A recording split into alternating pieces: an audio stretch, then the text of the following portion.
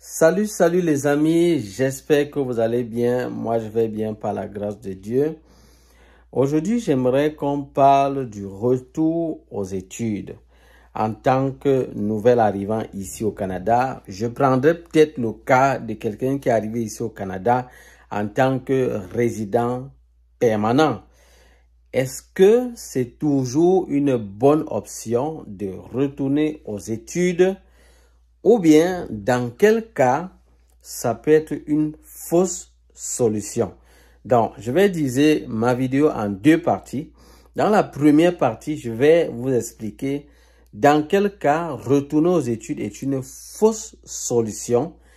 Et dans la deuxième partie, je vais vous expliquer dans quel cas retourner aux études est une très bonne option. Donc, je vais commencer par la première partie. Dans quel cas retourner aux études est une fausse solution? La première chose, c'est que vous devez savoir que certains étudiants arrivent ici au Canada et se jettent rapidement dans de prêts étudiants. Ça, en se disant que c'est de l'argent presque gratuit ou bien gratuit qu'on leur offre pour pouvoir faire leurs études. Mais ils ne savent pas que c'est quelque chose qu'ils doivent rembourser. Alors, si vous prenez cet argent-là pour poursuivre des études sans avoir pris le temps d'analyser est-ce que le domaine dans lequel vous allez va vraiment vous servir après, vous risquerez d'être rapidement coincé avec une dette sous le dos, alors que vous n'avez même pas encore de job. Donc ça, c'est le premier point. Il y a beaucoup d'étudiants qui sont entrés et qui sont tombés dans ce piège-là.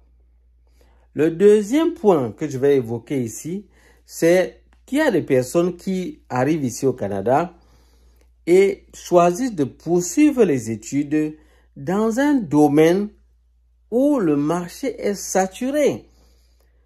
Ils ne prennent pas la peine d'examiner. Est-ce que le domaine que je suis en train de choisir, je prends peut-être pour ceux qui vont dans les ressources humaines, est-ce que ce domaine-là est vraiment en demande? Est-ce que le marché, quand il dit le marché est saturé, ça veut dire que il y a peu de postes, mais il y a beaucoup de personnes qui ont cette qualification. Donc du coup, lorsque tu as ton diplôme, tu vois, tu auras du mal à obtenir un job. Donc ça, c'est un autre aspect qu'il faut prendre en considération. Donc ce qui fait que certaines personnes finissent dans leurs études. Et vous savez, quand on parle d'études, ça veut dire que ça prend du temps, ça prend de l'argent. Ils se consacrent à leurs études, ils finissent, ils obtiennent un diplôme, leur diplôme, mais après ils ont du mal à s'insérer. Et ils se rendent compte que c'est vraiment du temps qu'ils ont perdu, de l'argent qu'ils ont perdu. Et ils sont obligés de recommencer. Donc voilà pourquoi moi je vous dirais vraiment de prendre au sérieux ce que je suis en train de vous dire maintenant. Ne venez pas et puis vous faites 2 ans, 3 ans avant de vous rendre compte que vous avez pris une mauvaise direction. Et là, vous êtes obligé de recommencer encore. Donc, c'est malheureusement le cas pour plusieurs ici. Et je vais vous éviter ça. Donc, le troisième point que je vais évoquer ici, c'est le fait que certaines personnes retournent aux études vraiment, mais ils entrent dans des écoles privées qui ne sont pas reconnues par le gouvernement ou bien par certaines entreprises. Donc, du coup, parfois, le diplôme que vous allez obtenir là-bas, les employeurs, eux, ils ne vont pas trouver cela à grande valeur. Donc, ça n'aura pas du poids par rapport à d'autres diplômes obtenus dans d'autres centres de formation ou d'autres universités ou collèges. Donc, pour votre diplôme, vous l'aurez bien, mais ça n'aura pas de poids auprès des employeurs. Lorsque vous allez parler de ça dans votre CV, ça n'aura pas de poids tout simplement. Là également, c'est un gâchis. Vous avez perdu du temps, perdu votre argent et à la fin, ça ne vous a servi à rien du tout.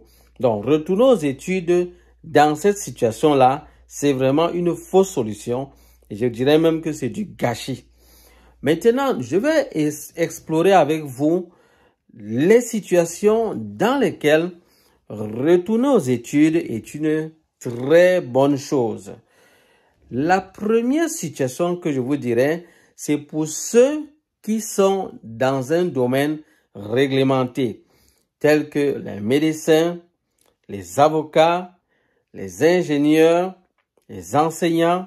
Si vous êtes dans un domaine comme ça, retourner aux études sera quelque chose de bien parce que ça va vous permettre d'entrer dans l'ordre plus facilement parce que c'est un domaine réglementé. Donc, le deuxième cas de figure, c'est pour ceux qui arrivent ici au Canada avec des compétences et même des diplômes, mais qui n'ont vraiment aucune valeur dans le marché de l'emploi canadien. Donc, du coup, il faudrait penser à se reconvertir. Et pour cela, retourner aux études serait une très, très bonne option.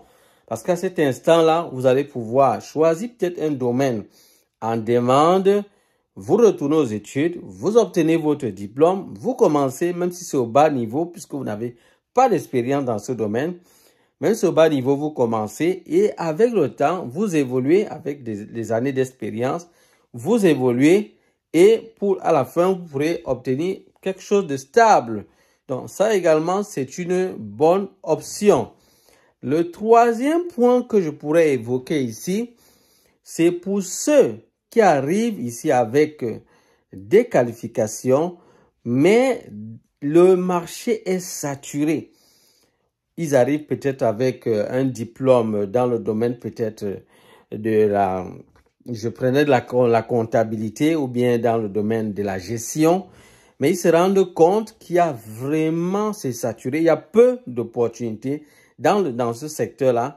Là également, retourner aux études serait une très bonne option.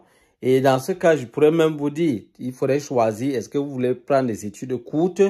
Certains prennent cette option-là dans le but de s'insérer rapidement dans le monde de l'emploi. Les certificats également, ça peut vous aider. Ça, c'est quelque chose de bien. Et je prendrai également pour les études longues, pour ceux qui ont vraiment de l'âge, de l'énergie et tout, pourquoi ne pas explorer cet aspect-là, prendre des études longues, peut-être avoir certains diplômes et s'insérer dans le monde de l'emploi. Donc, ça dépend vraiment de vos objectifs à court et à long terme. Ça dépend vraiment de ça. Et je voudrais vous dire en passant que pour certaines responsabilités ici, certains postes de responsabilité, on ne peut pas vous donner ça tant que vous n'avez pas certains diplômes. Donc, il ne suffit pas d'être compétent pour avoir certains postes de responsabilité. Vous pouvez être compétent, vous pouvez être capable même, mais vous n'avez pas le diplôme qu'il faut pour ce poste-là. Du coup, on ne peut pas vous prendre. C'est un aspect important à prendre en considération. Mais pour quelqu'un qui veut vite s'insérer dans le monde de l'emploi, là, à ce moment-là, peut-être avoir des petits diplômes comme avoir un DEC, aller peut-être au cégep, avoir peut-être des certificats. Je prends par exemple le domaine peut-être de l'informatique, avoir peut-être un DEC en informatique et des certificats en informatique peuvent l'aider peut-être à entrer rapidement dans le monde de l'emploi. Et après des années d'expérience, il pourra peut-être convertir même parce qu'il y a des certificats, plusieurs certificats qui peuvent vous donner l'accès à avoir un baccalauréat. Ça, je parle du domaine de l'informatique. Donc, si c'est le cas pour vous, vous pouvez vous insérer de cette manière. Donc, voilà quelques options, voilà quelques éléments que je voulais vous dire. Mais sachez que le domaine vraiment de retourner aux études, ça peut être vraiment coûteux. Mais comme je vous l'ai dit, ça en vaut la peine, ça vaut le coup vraiment de le faire dans certaines situations. Je voudrais quand même dire que c'est vraiment un marché assez juteux pour le gouvernement du Canada parce que beaucoup de personnes arrivent ici.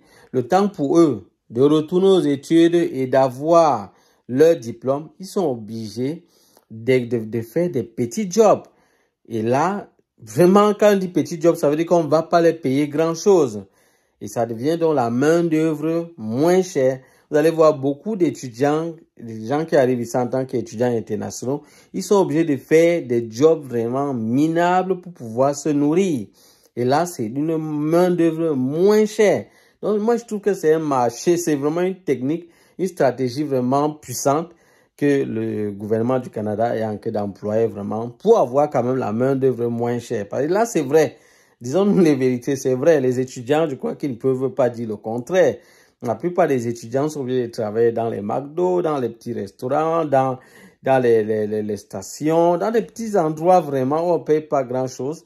Les centres d'accueil, des réceptions, en tant que réceptionniste, ou bien quelqu'un qui étale les marchandises dans les supermarchés, à la caisse, des petits jobs comme ça, où on ne paye pas grand-chose. Ils sont obligés de faire ça. Le temps pour eux de finir leurs études, qui peuvent prendre peut-être 3 ans, d'autres peut-être 4 ans. Ouais, entre-temps, il est en train de travailler dans les entreprises. Il est en train de payer son loyer. Il est en train de payer beaucoup de choses dans le système. Donc, vous voyez, c'est vraiment une bonne politique que le gouvernement emploie aussi pour avoir de la main-d'œuvre moins chère. Donc, et au fur et à mesure, le coût de la scolarité est quand même énorme. Donc, ça profite également aux grandes écoles et aux universités ici au Canada. Voilà les amis, ce que je voulais vraiment vous apporter comme information. Je ne sais pas qu'est-ce que vous en pensez dans les commentaires. Est-ce que vous également, vous avez été confronté à ce genre de problème? Après combien de temps vous vous êtes décidé? Est-ce que pour vous, ça a été une bonne chose? Est-ce que vous avez pris les études? Est-ce que ça s'est bien passé pour vous? Est-ce que ça s'est mal passé? Donnez votre témoignage dans les commentaires. Alors les amis, dans la troisième partie, je vais vous présenter mes produits. Comme je vous ai dit, je suis informaticien. Je fais dans la vente, la réparation des ordinateurs et dans la formation, dans la maintenance à informatique, surtout la partie hardware. Parce que j'apprends aux gens à dépanner les cartes mères d'ordinateur. Donc, presque tout sur l'ordinateur, moi, je dépanne cela. Donc, pour ceux qui viennent d'arriver ici au Canada, je vous conseillerais vivement d'avoir un ordinateur portable moins cher, de bonne qualité, auprès de nous. Donc, pour me contacter, c'est très simple, c'est dans la barre de description. Vous aurez le contact, l'adresse email. Donc, vous pouvez m'écrire, vous pouvez m'appeler, il n'y a pas de problème, je vais vous répondre. Je réponds rapidement, régulièrement, rapidement. Et pour les ordinateurs, si vous avez un ordinateur qui est en panne, évidemment, je vous conseille de le dépanner, le faire réparer. Ça sera moins coûteux pour vous. Parfois, c'est votre écran qui est cassé. Moi, je vais changer cet écran et vous aurez votre ordinateur en bon état. Parfois, ça peut être qu'il ne s'allume plus. Je le dépanne et puis ça fonctionne à nouveau. Donc, il y a peu de personnes qui font dans la réparation matérielle ici au Canada. Donc, n'hésitez pas un seul instant à envoyer votre ordinateur. Même si vous êtes dans n'importe quel endroit, je vais m'en occuper. Et vous renvoyez votre ordinateur en bon état et garanti, les amis.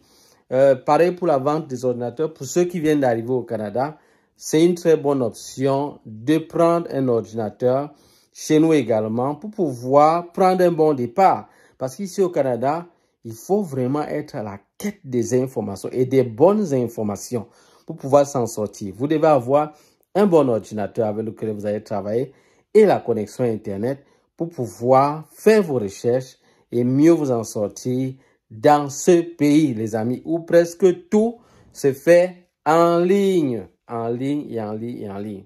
Voilà, nous avons les ordinateurs de plusieurs gammes.